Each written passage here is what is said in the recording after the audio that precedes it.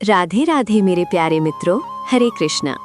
आप सभी को चैत्र मास के कृष्ण पक्ष की पाप मोचनी एकादशी की ढेर सारी शुभकामनाएं। आज के इस वीडियो में आप सुनेंगे पाप मोचनी एकादशी की व्रत कथा और आरती। पाप मोचनी अर्थात सभी प्रकार के पापों का नाश करने वाली और मोक्ष प्रदान करने वाली एकादशी। तो आइए बड़ी ही श्रद्धा और प्रसन्न चित्त मन से आप इस कथा को पूरा अवश्य सुनिएगा। एक बार अर्जुन ने भगवान श्री कृष्ण से कहा, हे कमल नयन, मैं जैसे जैसे एकादशियों की व्रतों की कथाएं सुन रहा हूँ, वैसे वैसे अन्य एकादशियों की व्रत की कथाओं को सुनने से मेरी जिज्ञासा बढ़ती ही जा रही है। हे मधुसूदन, अब आप कृपा करके चैत्र मास की कृष्ण पक्ष की एकादशी के विषय में मुझे बताइए। इस एकादशी का क्या नाम है, इसमें कौन सी देवता का पूजन किया जाता है तथा इसकी व्रत कथा क्या है। तब भगवान श्री कृष्ण जी ने कहा, हे अर्जुन, एक बार यही प्रश्न पृथ्वीपति मानधाता ने लोमश ऋषि से किया था। जो कुछ लोमश ऋषि ने राजा मानधाता को बताया था, वही मैं तुमसे कहता हूँ। राजा मानधाता ने धर्म के गहरे रहस्यों के ज्ञाता महर्षि लोमश से पूछा, हे ऋषि श्रेष्ठ, मनुष्यों के पापों का मोचन किस प्रकार संभव है? कृपया कर कोई ऐसा सरल उपाय बताएं जिससे सहज ही पापों से छुटकारा मिल जाए। महर्षि लोमश ने कहा, हे राजन, चैत्र मास की कृष्ण पक्ष की एकादशी का नाम पाप मोचनी एकादशी है। मैं तुम्हें इस व्रत की कथा सुनाता हूँ, ध्यान पूर्वक श्रवण करो। प्राचीन समय में चैत्र रथ नामक एक वन था। उसमें अप्सराएं किन्नरों के साथ विहार किया करती थीं। वहाँ सदैव वसंत का मौसम रहता था, अर्थात उस स्थान पर सदैव नाना प्रकार के पुष्प खिले रहते। कभी गंधर्व कन्याएं विहार किया करती तो कभी स्वयं देवेंद्र अन्य देवताओं के साथ क्रीड़ा किया करते थे। उसी वन में मेधावी नाम के एक ऋषि भी तपस्या में लीन रहते। वे भगवान शिव के अनन्य भक्त थे। एक दिन मंजू घोषा नामक एक अप्सरा ने उनको मोहित कर उनकी निकटता का लाभ उठाने की चेष्टा की। इसलिए वो कुछ दूरी पर बैठकर वीणा बजाकर मधुर स्वर में गाने लगी। उसी समय शिव भक्त महर्षि मेधावी को कामदेव भी जीतने का प्रयास करने लगे। कामदेव ने उस सुंदर अप्सरा की भ्रू का धनुष बनाया, कटाक्ष को उसकी प्रत्यंचा बनाई और उसके नेत्रों को मंजू घोषा अप्सरा का सेनापति बनाया। इस तरह कामदेव अपने शत्रु पर विजय प्राप्त करने के लिए तैयार थे। उस समय महर्षि मेधावी भी युवावस्था में थे और काफी हृष्टपुष्ट थे। उन्होंने यज्ञोपवीत तथा दंड धारण कर रखा था। महर्षि स्वयं दूसरे कामदेव के समान प्रतीत हो रहे थे। उस मुनि को देखकर कामदेव के वश में हुई मंजू घोषा ने धीरे धीरे मधुर वाणी में वीणा पर गायन आरंभ किया। तो महर्षि मेधावी भी मंजू घोषा के मधुर गायन पर तथा उसके सौंदर्य पर मोहित हो गए। वो अप्सरा मेधावी मुनि को कामदेव से पीड़ित जानकर उनसे आलिंगन करने लगी। महर्षि मेधावी उस अप्सरा के सौंदर्य पर मोहित होकर शिव रहस्य को भूल गए तथा काम के वशीभूत होकर उसके साथ रमण करने लगे। काम के वशीभूत होने के कारण मुनि को उस समय दिन रात का कुछ भी ज्ञान नहीं रहा तथा अत्यंत दीर्घकाल तक वे दोनों रमण करते रहे। इसके बाद मंजू घोषा उस मुनि से बोली, हे ऋषिवर, अब मुझे बहुत समय हो गया है, इसलिए स्वर्ग जाने की आज्ञा दीजिए।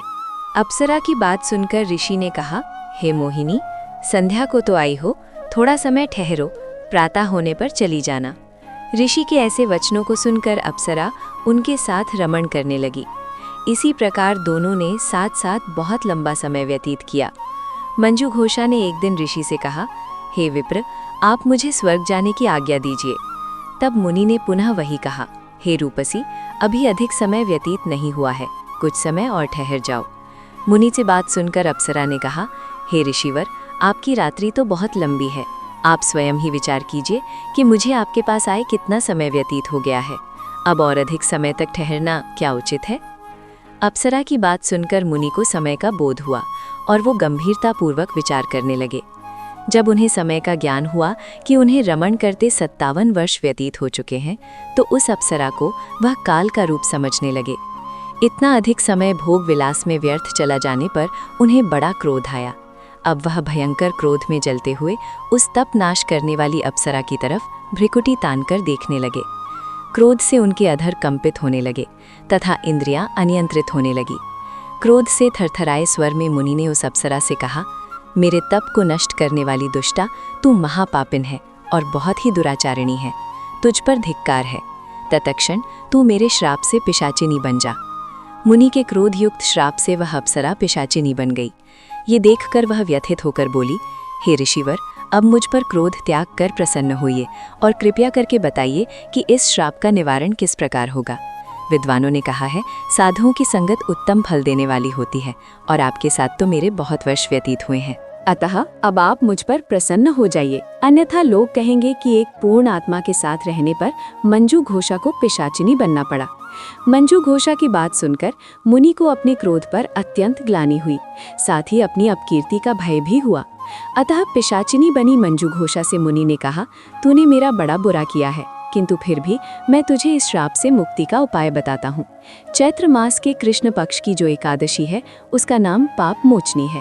उस एकादशी का उपवास करने से तेरी पिशाचिनी की देह से मुक्ति हो जाएगी। ऐसा कहकर मुनि ने उसको व्रत का सब विधान समझा दिया। तदुपरांत अपने पापों का प्रायश्चित करने हेतु वो अपने पिता च्यवन ऋषि के पास गए। च्यवन ऋषि ने अपने पुत्र मेधावी को देखकर कहा, हे पुत्र, ऐसा क्या किया है तूने कि तेरे सभी तप नष्ट हो गए हैं, जिससे तुम्हारा समस्त तेज मलिन हो गया है। मेधावी मुनि ने लज्जा से अपना सिर झुकाकर कहा, पिताश्री, मैंने एक अप्सरा से रमण करके बहुत बड़ा पाप किया है। इसी पाप के कारण संभवतः मेरा सारा तेज और मेरे तप नष्ट हो गए हैं। कृपया करके आप इस पाप से छूटने का उपाय बताइए। ऋषि ने कहा, हे पुत्र, तुम चैत्र माह के कृष्ण पक्ष की पाप मोचनी एकादशी का विधि तथा भक्ति पूर्वक उपवास करो, इससे तुम्हारे सभी पाप नष्ट हो जाएंगे। अपने पिता च्यवन ऋषि के वचनों को सुनकर मेधावी मुनि ने पाप मोचनी एकादशी का विधि पूर्वक व्रत किया। उसके प्रभाव से उनके सभी पाप नष्ट हो गए। मंजू घोष अप्सरा भी पाप मोचनी एकादशी का उपवास करने से पिशाचिनी की देह से छूट गई और पुनः अपना सुंदर रूप धारण करके स्वर्ग लोक को चली गई। लोमश मुनि ने कहा, हे राजन, इस पाप मोचनी एकादशी के प्रभाव से समस्त पाप नष्ट हो जाते हैं। इस एकादशी की कथा के श्रवण और पठन से 1 सहस्र यानी कि 1000 गौदान करने का फल प्राप्त होता है। इस उपवास को करने से ब्रह्म हत्या, स्वर्ण की चोरी, मधुपान तथा अगम्य गमन करना आदि भयंकर पाप भी नष्ट हो जाते हैं तथा अंत में स्वर्ग लोक की प्राप्ति होती है। प्रेम से बोलिए भगवान श्री लक्ष्मी नारायण जी की जय। बोलिए तुलसी शालिग्राम जी की जय।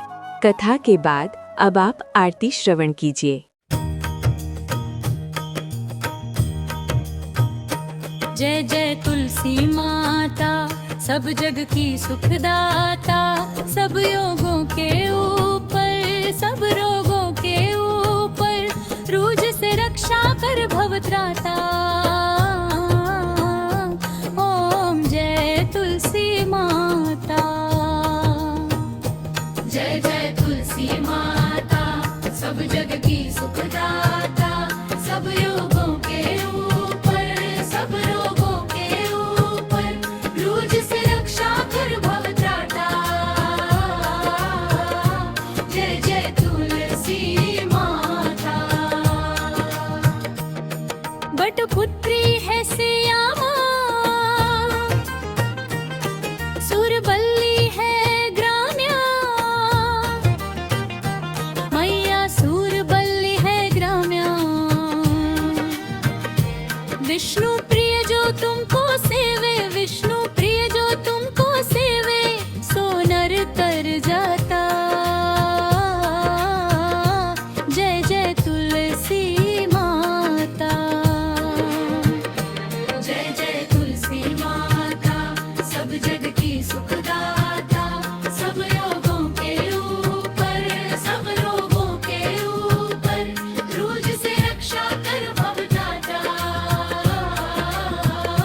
जय जय तुलसी माता।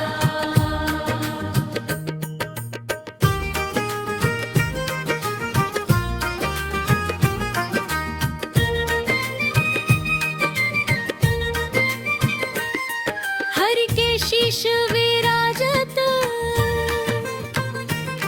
त्रिभुवन से हो वंदित, मैया त्रिभुवन से हो वंदित। पतित जनों की तारिणी, पतित जनों की तारिणी, तुम हो विख्याता। जय जय तुलसी माता। जय जय तुलसी माता, सब जग की सुखदाता, सब रोगों के ऊपर, सब रोगों के ऊपर,